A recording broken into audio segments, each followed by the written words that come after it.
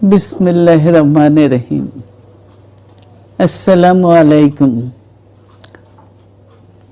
দীর্ঘদিন অসুস্থ থাকার পর আপনাদের সামনে কথা বলতে পারার জন্য আল্লাহর কাছে শুকরিয়া আদায় করছি।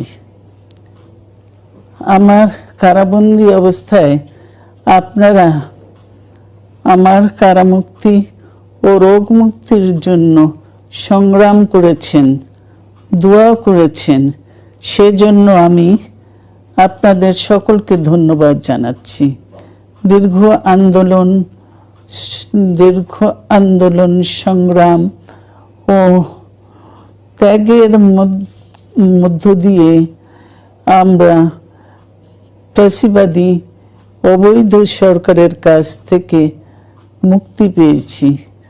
আমি আন্তরিক ধন্যবাদ জানাতে চাই আমাদের বীর সন্তানদের, যারা মরণপণ সংগ্রাম করে এই অসম্ভবকে সম্ভব করেছে।